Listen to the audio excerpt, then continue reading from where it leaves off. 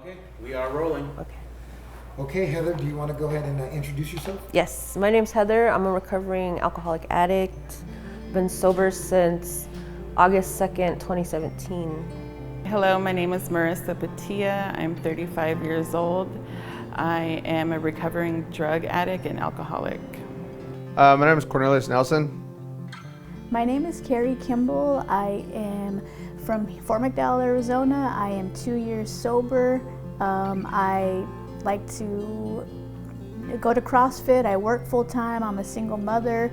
I'm 29 years old, so I'm about to be 30 this year. Life is pretty great being sober. Clean and sober, it's the way to be. I started drinking and smoking weed when I was 12 as experimental, and then in high school when I was 16 I started doing meth. Had body image issues and weight problems. I always wanted to lose weight. Somebody's like, hey, I know a way, so started snorting crystal and then started smoking it. And then that's after I started smoking is when I really got addicted and just managed to graduate high school.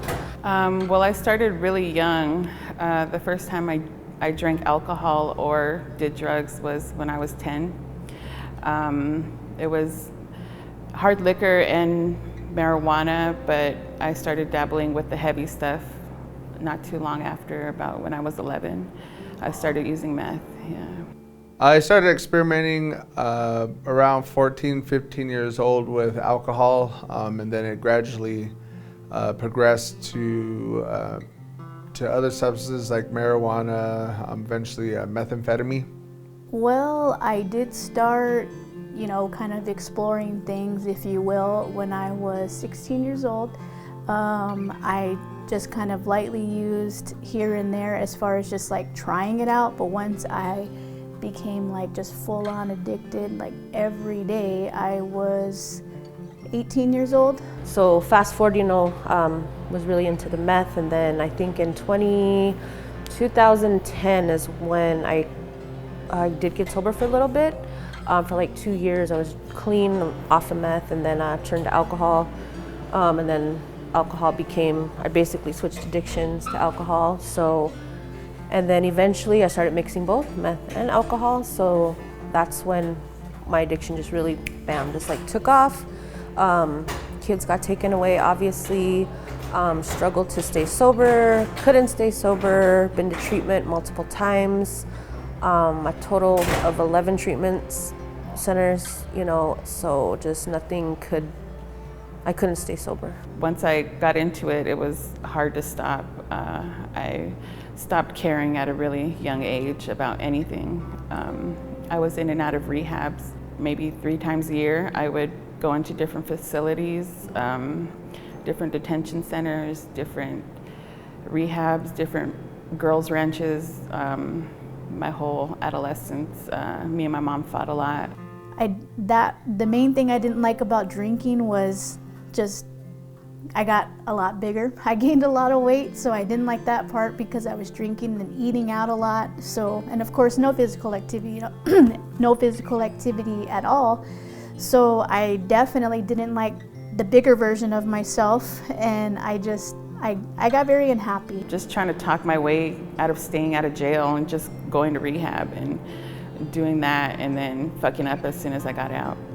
When I first got sober, obviously I wasn't exercising, and then I got miserable and depressed, and I didn't realize, my mental health was really taking a toll, and I didn't realize it had to do with the physical part of me, right? Like being obviously overweight. I've always struggled with anxiety and depression, so my sponsor at one point was like, hey, maybe you should start exercising, and of course I didn't want to hear that. Like, no, that's not going to work. I started off with just walking, because your body's been inactive for my whole life, right? So it was hard. So I started off small, 10 minutes, and I didn't really believe that when they said, hey, when you exercise, whether it's walk or jog, anything, something small, it's like, hey, you release endorphins, and you'll feel good. And I'm like, that's bullshit, In the past, I didn't really believe it until like this time, like I've started to get a little easier, walking, and my 10 minutes turned into 30, 20 minutes, then to, an hour, right?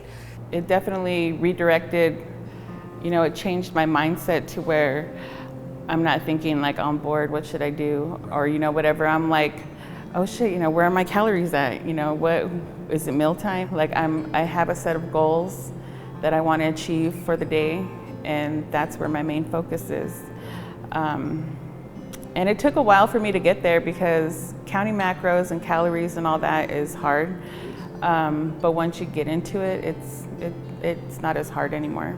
Yeah, I think exercising helps me with my sobriety. It helps with, there's a whole aspect of when you get sober. They talk about your mental wellness, your spirituality, your emotional, and so there's like this big old wheel that you're supposed to take care of.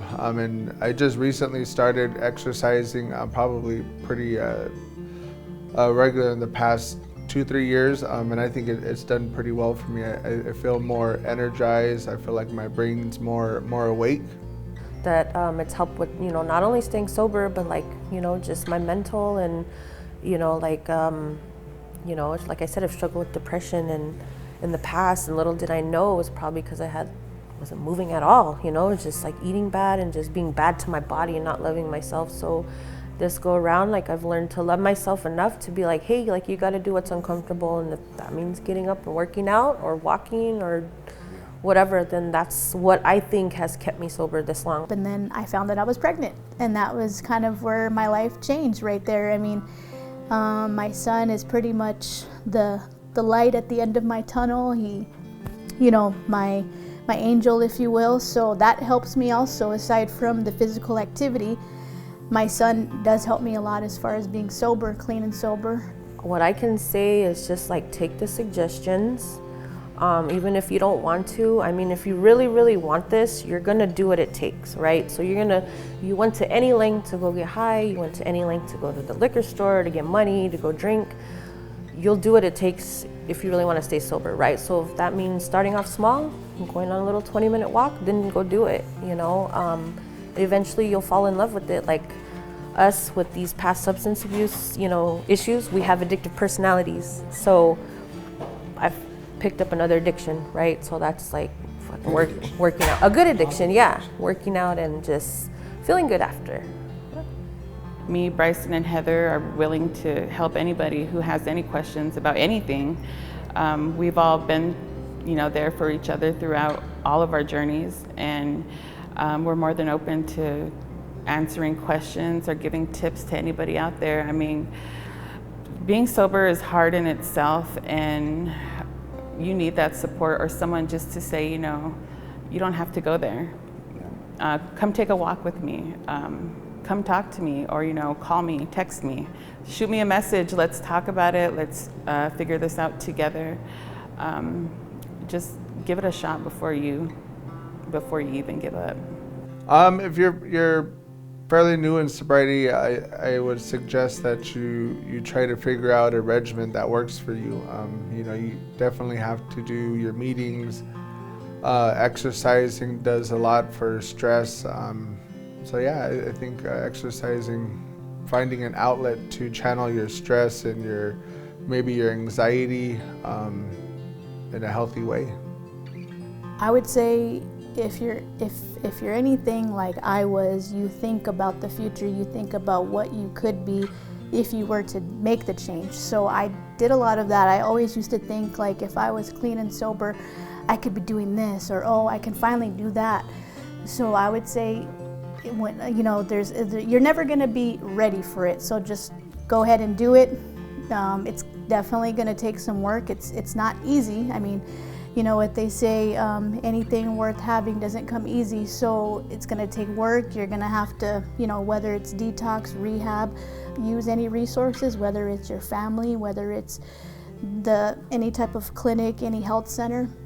Use whatever it is that anyone's offering you. When you become that person, the clean and sober person, there's definitely rewards. I'll say that. Rewards in all ways possible. I've seen it in myself. I've seen it in friends and family. So it's just you'll find out when you get there. But as I said, it's worth it. It's worth the trip. It's worth the ride.